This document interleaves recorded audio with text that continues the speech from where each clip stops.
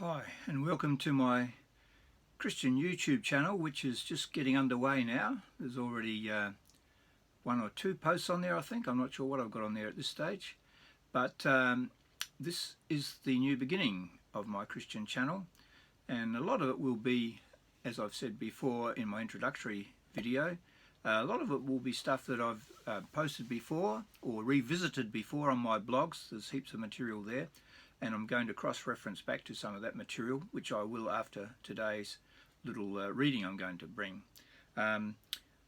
You'll find as you go through all my material, blogs and otherwise, there is lots of material by one Mr. Frank Hunting, FC Hunting, who was my minister at one stage in my initial stages of becoming a Christian. I'd been a Christian probably about maybe 5 years when I met him, maybe less.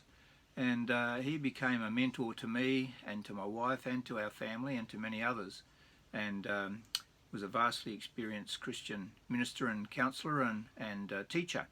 And I've got lots of his material, study material and booklets. I've read from some of these before. This one's called Offbeat Responses to the Bible, and I'm going to read a little passage from here, which is called The Answer. Now, years ago I read a book, a Christian book, with the title, If Christ is the Answer, What Are the Questions? And I thought that was an intriguing title for a book, and it was a very good book. I think it was by a pastor called Tom Skinner, maybe, I'm not sure. Skinner was his last name, I know that. Anyway, so this one is called, this little devotion or little message is called The Answer. And at the end of the answer, I'm going to suggest there's a link below to go back to one of Frank's sermons, audio tapes of one of his messages that's along these lines, that is already on YouTube, but I'll give you the link so you can go straight to it. So here we go. The Answer. Come unto me, this is from Matthew 11:28, and some of you who are Christians would be familiar with this verse. Come unto me, all ye that labour and are heavy laden. I won't read the rest, that's just stopping there. So, but you can look up Matthew 11:28. Come unto me, all ye that labour and are heavy laden. Of course, that's the King James version of that. Most of us take this to be Jesus' gracious invitation when the burdens, the struggles, the responsibilities of life have piled up on us, and they show no signs of abating, and there is no hint we shall in any way have relief.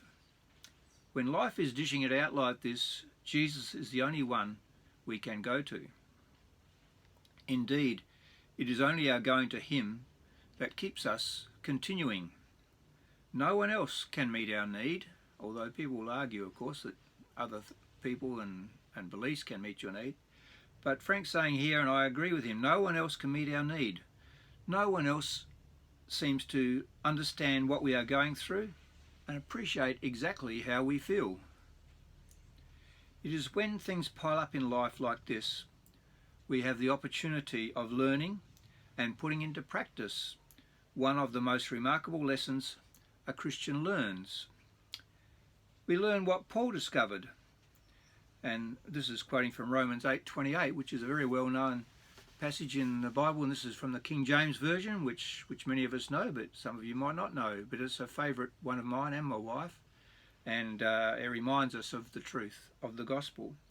So this is what Paul discovered from Romans 8 verses 28, and we know that all things work together for good to them that love God. In all these things, goes on in Romans 8:37, in all these things we are more than conquerors through him that loved us. In the actual stress of all that is piling up on us, and our family's not isolated from stress, we have the same sort of stresses that most other families have. In all the actual stress of all that is piling up on us, we learn that Jesus is literally with us.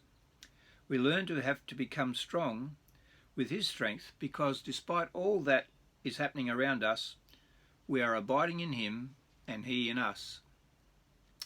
This is the reality we learn in our troubles, and God does not deprive us of this invaluable lesson by lifting us out of our troubles or removing them.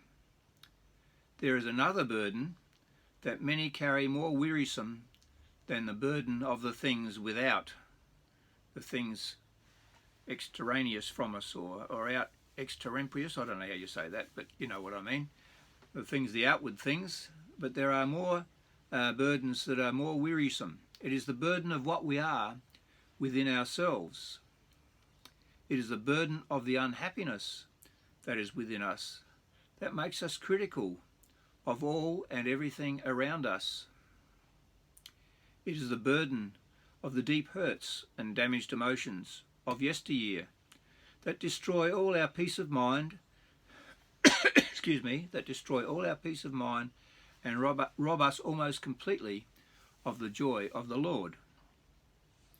It is the burden of unforgiveness, of wrongs done to us, or the burden of guilt because we have never actually gone to the cross of Jesus and laid all our wrongdoing on him, receiving his forgiveness, and this is important, and as fully forgiving ourselves. These are the burdens that never leave us. They are with us wherever we go. We may talk, we may laugh. Outwardly, we put on a fairly good showing, but the outward good showing is only pretense, and no one knows this better than the one doing it. These and others are heavy burdens indeed. There is only one answer to all these burdens. It is, "Come unto me." Easy to say, but not so frequently done, as the needs in life demand that a person should simply go to Jesus.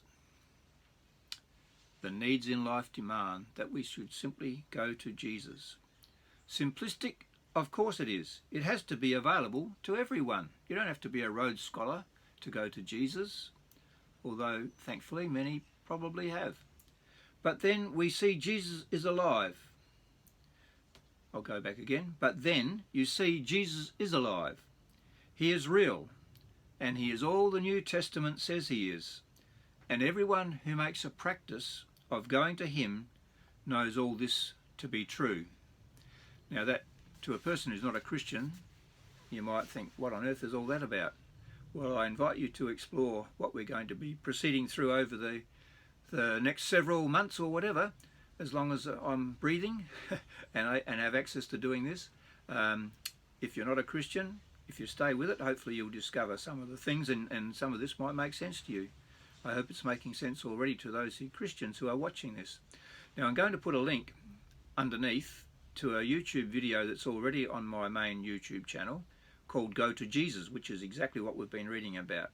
It's a sermon by Frank. It's a taped sermon, and it's a very good one. So I trust that you will find that useful, and we'll help you on your journey.